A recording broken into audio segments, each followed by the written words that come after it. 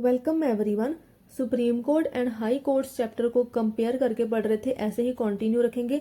आज इनका tenure and removal of जजेस देखेंगे। रिमूवल इनका इंपॉर्टेंट है तो उसको डिटेल में देखेंगे। क्वासी जुडिशियल प्रोसेस है।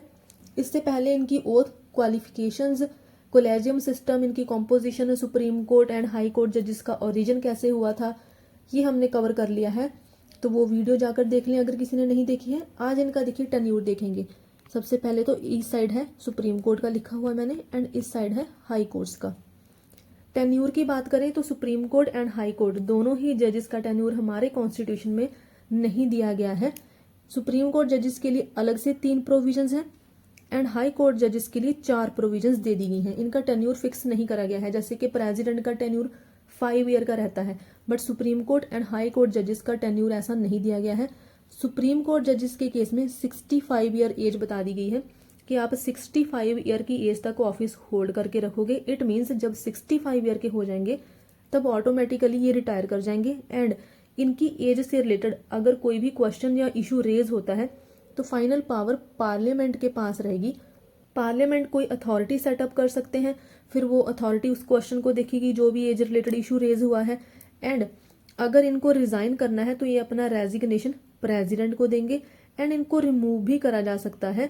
इनको प्रेसिडेंट ही रिमूव करते हैं, बट ऑन द एड्रेस और on the recommendation of parliament. पहले पार्लियामेंट में सारी प्रोसेस कंप्लीट होती है इनकी रिमूवल की, फिर उसके बाद ही प्रेसिडेंट इनको रिमूव करते हैं। अब देखिए ऐसे ही हाई कोर्ट जजेस का इनका बता दिया गया है कि आप 62 ईयर की एज तक ऑफिस को होल्ड करके रखोगे, उसके बाद ये रिटायर हो जाएंगे। इनके लिए भी टेन्योर नहीं दिया गया है कॉन्स्टिट्यूशन में।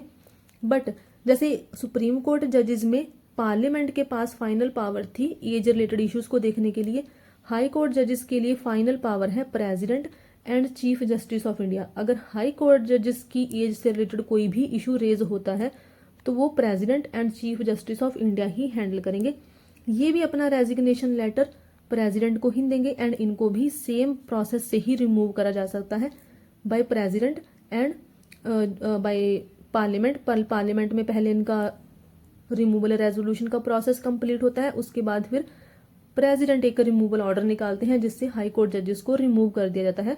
High court and supreme court जजेस दोनों का ही रिमूवल प्रोसेस सेम है, बट हाई कोर्ट जजेस के लिए एक यहाँ पर एक्स्ट्रा प्रोविजन है कि ये लोग ऑफिस भी वैकेट कर सकते हैं। अगर कोई हाई कोर्ट जज सुप्रीम कोर्ट का जज बन गया है उस केस में ऑफिस वैकेट हो जाएगा, और अगर इनका किसी एक स्टेट या फिर दूसरी स्टेट्स में इनका ट्रांसफर हो गया है तो उस केस में भी हाई कोर्ट जज ऑफिस का इनका ऑफिस वैकेट हो जाएगा। अब इनका रिमूवल प्रोसेस देखते हैं। सबसे पहले देखिए इनका सेम ही रिमूवल प्रोसेस है supreme court and high court जजेस का। सुप्रीम कोर्ट जजेस का देख लेंगे तो साथ में ऑटोमेटिकली फिर हाई कोर्ट जजेस का भी कवर हो जाएगा क्योंकि सारा का सारा सेम ही है। इनको रिमूव करते हैं प्रेसिडेंट ऑफ इंडिया, वो एक रिमूवल ऑर्डर इशू करेंगे, उसके बाद ही सुप्रीम कोर्ट जजेस रिमूव हो जाते हैं। बट इससे पहले पार्लियामेंट में सारी रिमूवल मोशन का प्रोसेस चलेगा।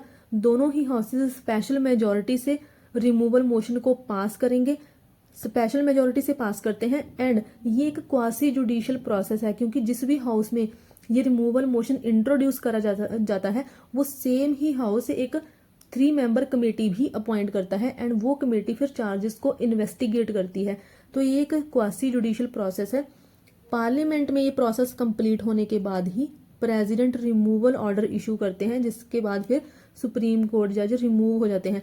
ओके, इससे पहले हमने देखा था कि अगर कोई बिल लोकसभा में पेंडिंग है और उस ड्यूरिंग लोकसभा डिसॉल्व कर जाती है तो वो बिल भी लैप्स कर जाता है। बट इस सुप्रीम कोर्ट के जज की जब रिमूवल मोशन चल रही हो हाउस में और उस ड्यूरिंग लोकसभा डिसॉल्व हो जाती है तो ये रिमूवल मोशन या फिर इम्पीचमेंट मोशन लैप्स नहीं करेगी, ये कंटिन्यू रहेगी। जो न्यू लोकसभा आ जाएगी वो आकर इस इम्पीचमेंट मोशन को कंसिडर कर लेगी। बट ये इम्पीचमेंट मोशन एक बार हाउस में इंट्रोड्यूस हो जाती है, अगर लोकसभा में इंट्रोड्यूस हुई है चाहे लोकसभा डिसॉल्व हो जाए, बट ये इम्पीचमेंट मोशन लैप्स नहीं करेगा।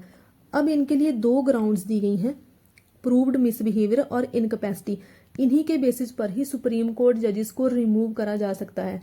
बट हमारे कॉन्स्टिट्यूशन में कहीं भी ये बताया नहीं गया है कि इनकी डेफिनेशन क्या है, ना तो प्रूव्ड मिसबिहेवियर की, ना ही इनकैपेसिटी की। हम इनका डिक्शनरी मीनिंग ही दे सकते हैं। मिसबिहेवियर का तो ऑटोमेटिकली पता चलता है। इनकैपेसिटी का मतलब है कि जो सुप्रीम कोर्ट जज है उसकी वो मेंटली इनएबल है, वो अपना ऑफिस वर्क हैंडल नहीं कर सकता है उसकी मेंटल इनएबिलिटी की वजह से। तो यहाँ पर हमारे कॉन्स्टिट्यूशन में इनकी कोई डेफिनेशन नहीं दी गई है। ये एक इंटायरली पॉलिटिकल कंसिडरेशन ही है।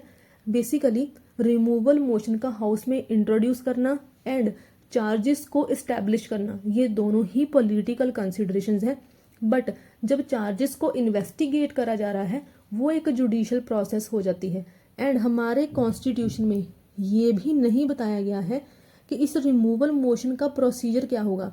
इसके लिए कॉन्स्टिट्यूशन ने according to article 124 clause 5 parliament को पावर दे दी है।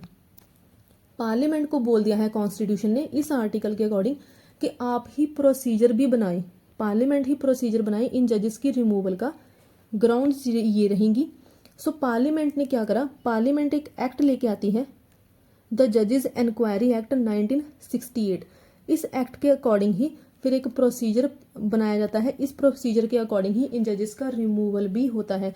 तो अब वो प्रोसीजर देखते हैं, वे प्रोसीजर क्या है। अच्छा, जब पार्लियामेंट ने ये जजेस इंक्वायरी एक्ट 1968 फ्रेम करा था उस टाइम पर Deepak Mishra chief justice of India थे। इस फैक्ट को भी याद रखें। ओके, अब देखते हैं इनका रिमूवल मोशन। इनके लिए रिमूवल मोशन हाउस में इंट्रोड्यूस करा जा सकता है या तो लोकसभा में या फिर राज्यसभा में। और अगर लोकसभा में रिमूवल मोशन इंट्रोड्यूस करा जाएगा तो उसको 100 मेंबर, लोकसभा के 100 मेंबर्स उस रिमूवल मोशन को सपोर्ट करेंगे तभी उसको इंट्रोड्यूस करा जाएगा। एंड फिर स्पीकर उस टाइम पर देखेंगे कि इसको एक्सेप्ट करना है या फिर नहीं करना है। ऐसे ही अगर राज्यसभा में रिमूवल मोशन इंट्रोड्यूस करा गया है तो उसको 50 मेंबर्स ऑफ राज्यसभा, 50 एमपीज उसको सपोर्ट करने चाहिए। उसके बाद ही हाउस में इसको कंसिडर करा जाएगा। एंड पहले चेयरमैन ऑफ राज्यसभा डिसाइड करेंगे कि इस रिमूवल मोशन को एडमिट करना है या फिर नहीं। तो एक हाउस लेके चलेंगे सपोज, क्योंकि देखिए दोनों ही हाउसेज में सेम प्रोसेस चलेगी, बस इंट्रोडक्टरी स्टेज डिफरेंट हो जाएगी कि राज्यसभा में इंट्रोड्यूस करा गया है या फिर लोकसभा में। सपोज राज्यसभा में ही इस रिमूवल मोशन को इंट्रोड्यूस करा गया था, 50 मेंबर्स ने इसको सपोर्ट करा तो इसको इंट्रोड्यूस कर दिया गया। अब चेयरमैन डिसाइड करेंगे कि इसको एक्सेप्ट करना है या फिर नहीं करना है। एंड सपोज कि चेयरमैन ने इस रिमूवल मोशन को एडमिट कर लिया है हाउस में, उसके बाद फिर उसी ही हाउस में, दैट इज राज्यसभा में ही एक 3 मेंबर कमेटी अपॉइंट करी जाएगी। मतलब कि जिस हाउस में रिमूवल मोशन इंट्रोड्यूस करा गया था वही हाउस ही इन्वेस्टिगेटिंग हाउस भी बन जाएगा। सो इस तरह से ये एक क्वासी जुडिशियल प्रोसेस बन जाती है। नो, राज्यसभा में ये 3 मेंबर कमेटी अपॉइंट कर दी गई राज्यसभा में ही, क्योंकि हमारा रिमूवल मोशन इंट्रोड्यूस हुआ था, चेयरमैन ने उसको एडमिट कर लिया। अब राज्यसभा में ही 3 मेंबर कमेटी भी अपॉइंट कर दी गई। इसके मेंबर कौन से होंगे, एक तो होंगे या तो chief justice of supreme court और कोई भी जज हो सकता है supreme court, first member. Second member है chief justice of high court and third member है डिस्टिंग्विश्ड ज्यूरिस्ट, जो कि ऐसा पर्सन जो कि वेल नोन पर्सन हो बट लॉ की फील्ड में एक्सपर्ट हो तो वो डिस्टिंग्विश्ड ज्यूरिस्ट होगा। तो ये 3 मेंबर्स होंगे इस कमेटी के। एंड अगर ये कमेटी को लगता है, ये कमेटी चार्जेस को इन्वेस्टिगेट करेगी, और अगर कमेटी को लगता है कि जो पर्टिकुलर जज है जिसके अगेंस्ट रिमूवल मोशन हाउस में इंट्रोड्यूस करा गया है वो मिसबिहेवियर का गिल्टी है या फिर इनकैपेसिटी से सफर कर रहा है, तो उस केस में फिर ये कमेटी अपनी रिपोर्ट प्रिपेयर करेगी। रिपोर्ट दी जाएगी फिर प्रिजाइडिंग ऑफिसर ऑफ हाउस को। देखिए यहाँ पर मैंने लिखा नहीं दिया गया है, पहले ये 3 मेंबर कमेटी जो है वो अपनी रिपोर्ट देगी उसी ही हाउस के चेयरमैन को। इस केस में राज्यसभा के चेयरमैन को रिपोर्ट दी जाएगी। अब राज्यसभा के जो चेयरमैन होंगे, chairman will put the report to vote. अब इस रिपोर्ट के ऊपर वोटिंग होगी एंड ये वोटिंग स्पेशल मेजोरिटी से होगी। नो, स्पेशल मेजोरिटी क्या है, majority of total membership of the house and majority of not less than 2/3 members of the house. इसमें 2 प्रोविजंस रहती हैं, 2 पार्ट रहते हैं स्पेशल मेजोरिटी के। एक तो जो हाउस की टोटल मेंबरशिप है, अगर हम लोकसभा की बात लें 543 मेंबर है, इसका मोर देन 50% ये, एंड इसके साथ ही एक 2/3 पार्ट भी देखा जाएगा जो उस टाइम पर मेंबर प्रेजेंट थे और उन्होंने वोटिंग करी, उसका 2/3 part and more than 50% total membership का। ये 2/3 किसका है, जो ऑलरेडी वहां पर हाउस में प्रेजेंट मेंबर थे उनका 2/3 पोर्शन है ये। तो ये दोनों ही क्लॉजेज, ये दोनों ही पार्ट्स सेटिस्फाई होने चाहिए, उसके बाद ही स्पेशल मेजोरिटी बनती है। तो फर्स्ट हाउस के प्रिजाइडिंग ऑफिसर इस रिपोर्ट के बेसिस पर ही राज्यसभा हाउस के मेंबर्स को बोलेंगे कि अब वो वोटिंग करें, एंड वोटिंग होगी बाय स्पेशल मेजोरिटी, वो मैंने बता दिया है। एंड अगर किसी को मेजोरिटीज का डिटेल में समझना है तो मैंने ऑलरेडी भी वीडियो बना रखी हुई है, विद एग्जाम्पल मैंने बताया हुआ है, तो उसको जाकर देख लें एक बार। अब देखिए, अगर फर्स्ट हाउस में विद स्पेशल मेजोरिटी ये रिमूवल रेजोल्यूशन पास हो जाता है, तो उसके बाद फिर जाएगा ये सेकंड हाउस में। नो, सेकंड हाउस को भी स्पेशल मेजोरिटी से ही ये रिमूवल रेजोल्यूशन पास करना होगा। नो, इस केस में स्पेशल सेकंड हाउस में कोई भी इन्वेस्टिगेटिंग कमेटी नहीं होगी, क्योंकि वो फर्स्ट हाउस ही बनेगा इन्वेस्टिगेटिंग कमेटी। अब अगर सेकंड हाउस ने भी, दैट इज लोकसभा ने भी इन चार्जेस को इस रिपोर्ट के ऊपर वोटिंग करी एंड चार्जेस को स्पेशल मेजोरिटी से पास कर दिया, रिमूवल रेजोल्यूशन पास हो गया सेकंड हाउस में भी, इसके बाद फिर वो जाएगा प्रेसिडेंट के पास, प्रेसिडेंट को बता दिया गया है एंड प्रेसिडेंट फिर अपना रिमूवल ऑर्डर इशू करेंगे। तो ये सारे का सारा प्रोसेस था कैसे सुप्रीम कोर्ट के जज को रिमूव करा जाता है। अब तक किसी भी जज को रिमूव नहीं करा गया है। एक जज के अगेंस्ट 1991 में इम्पीचमेंट प्रोसेस स्टार्ट हुआ था, justice V Ramaswami of supreme court, but वो कंप्लीट नहीं हुआ था। लोकसभा में जो इम्पीचमेंट मोशन थी ऐसे, क्योंकि देखिए दोनों ही हाउसेस में स्पेशल मेजोरिटी से पास होना होता है, तो लोकसभा में ये मोशन डिफीट कर गई थी, इसलिए उनका रिमूवल नहीं हो पाया था। तो देखिए एक बार रिवाइज कर लेते हैं, इंपॉर्टेंट है ये। किसी भी हाउस में इंट्रोड्यूस करा जा सकता है। जो ग्राउंड्स दी गई हैं, प्रूव्ड मिसबिहेवियर एंड इनकैपेसिटी, ये दोनों ही पॉलिटिकल कंसिडरेशंस हैं। कॉन्स्टिट्यूशन में कहीं भी डिफाइन नहीं करा गया है, ना ही कॉन्स्टिट्यूशन में प्रोसीजर डिफाइन करा गया है। कॉन्स्टिट्यूशन में बस बता दिया गया है कि आर्टिकल 124 क्लॉज 5 के अकॉर्डिंग पार्लियामेंट ही सारा प्रोसीजर बनाए, एंड पार्लियामेंट फिर उसके लिए लेके आता है जजेस इंक्वायरी एक्ट 1968। इस एक्ट ने अब सारा प्रोसीजर बनाया है, और प्रोसीजर क्या है, रिमूवल मोशन किसी भी हाउस में इंट्रोड्यूस करा जा सकता है। अगर से राज्यसभा में इंट्रोड्यूस करा है तो 50 मेंबर का सपोर्ट चाहिए राज्यसभा के, एंड अगर लोकसभा में इंट्रोड्यूस करा गया है तो लोकसभा के 100 मेंबर्स का सपोर्ट चाहिए। फिर उसी ही हाउस के प्रिजाइडिंग ऑफिसर उस मोशन को एडमिट भी कर सकते हैं एंड रिजेक्ट भी कर सकते हैं।